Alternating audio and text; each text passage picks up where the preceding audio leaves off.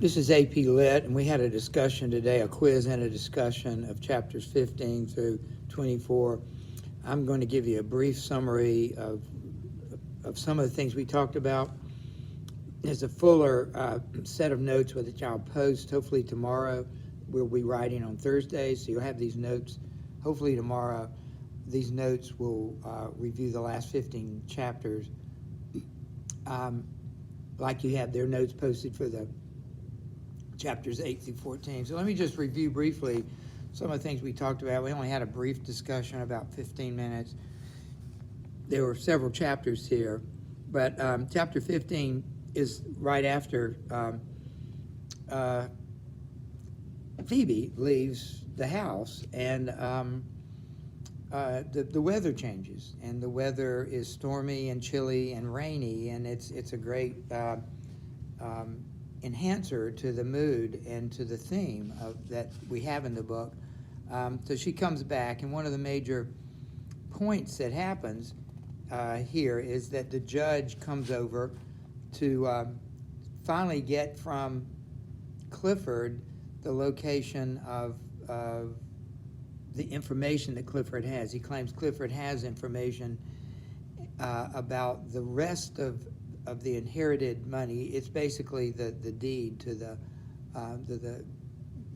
lands in Maine. So he comes to try to force it out of him. And this time, in the chapter, Hepzibah doesn't really try to stop him. She basically says she'll go find him. And so she goes to look for him, and this is the chapter in which she can't find him, and she comes down. He goes and sits in the exact chair that the original pension was sitting in when he died. And so we pointed out how, and what happens is that the judge probably dies of a stroke, which the stroke is an inherited thing. He had the same tendencies that all the other male pensions, and we got into a discussion of how the curse could be supernatural. You could think it's a spell, it's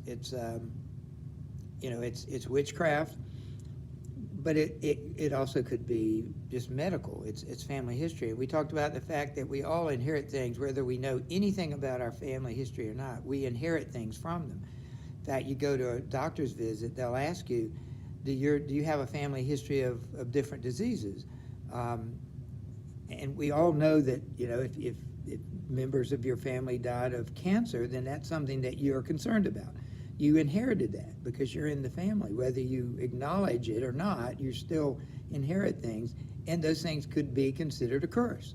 Although every family has something like that.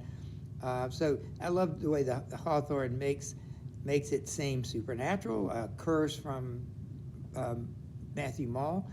At the same time, there's something also very,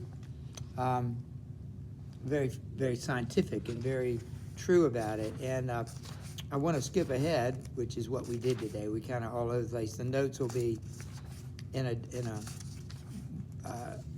a better order, but I want to skip ahead in the book to page 180. This major theme in the book of inherited or generational sin, and after finding the body, he immediately knows that, as Clifford knows that his cousin is dead. Hepzibah doesn't. They leave the house. The first time they've done this, and they go catch a train, and they're on a train, and Clifford just can't stop talking. He's talking to a stranger, and he talks about the past here. And let me just read this. It's on page 180, 181. It says, locomotion, trains, are destined to bring us round again to the nomadic state. You are aware, my dear sir, you must have observed it in your own experience, that all human progress is in a circle, or to use more accurate, the beautiful figure in an ascending spiral curve. While we fancy ourselves going straight forward, attaining at every step an entirely new position of affairs, we do actually return to something long ago tried and abandoned. but which we now find etherealized, refined, and perfected to its ideal. The past is but a chorus and sensual prophecy of the present and the future. This is this major theme that Clifford points out, that life is not a straight line. That what it is a series of circles, that we get to a point, we look back, and we go back to the past, make it better. Instead of abandoning the past, we go back and we make it better, and then it takes us into the future. The major theme here is that the sin that was committed by the colonel and the curse that was placed on him could not be abandoned, and it wasn't abandoned until the judge dies, and we'll talk more about that later. But the past cannot be forgotten. It cannot be abandoned. It has to be dealt with, especially the sins. He even begins to sound like Holgrave when he talks about houses, which is appropriate because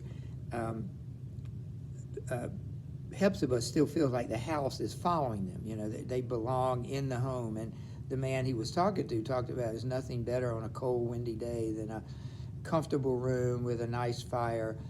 And that's where Clifford talks about how terrible houses can be.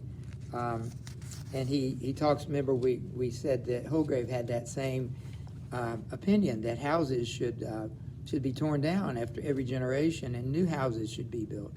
He makes this comment, that is Clifford: there is no such unwholesome atmosphere as that of an old home rendered poisonous by one's defunct forefathers and relatives. And nothing more appropriate for this story than that. He wants to abolish homes.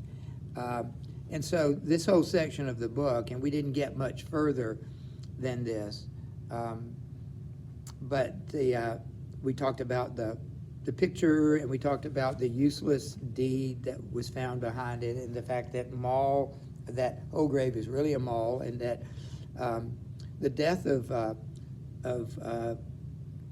the judge marks the end of the curse. Why is that so? Because there are no more male pensions to continue the curse. Clifford is a male pension, but he's not going to have any children, and he's not like the others. He's very different from his cousin and from his other ancestors, and so his death truly marks the end of it. And at the end of the story, when ironically Clifford and particularly Hepzibah inherit the estate and the house, because the judge is dead and the judge's son is dead, there's no one else to receive it, so she gets it. They abandon the house, and they go to the new house where the judge lived out in the country. So they really do start a new future, and the curse is over, not only because of the death of the judge, but because now Holgrave, who is a mall, we find out, marries a pension, Phoebe, and so the two families are reconciled after all these generations, and it seems to be a perfect end to the story. So I made a couple of comments that might be helpful. The judge, when he came to the house, threatened Hepzibah that if the judge, if Clifford didn't tell him the information that he wanted, that is the location of the deed and where the money was, he was going to put him in an asylum, because he could prove that he was crazy. And so the judge was going to do what he did the first time. He has the power to hurt his cousin, and he also is doing what the colonel did, ruin the life of somebody over a house and information. So this is about all that there'll be more notes coming tomorrow, but I thought it was a good kind of introduction to some of the themes, and I'll give you a little more tomorrow on those notes. So hopefully this is helpful.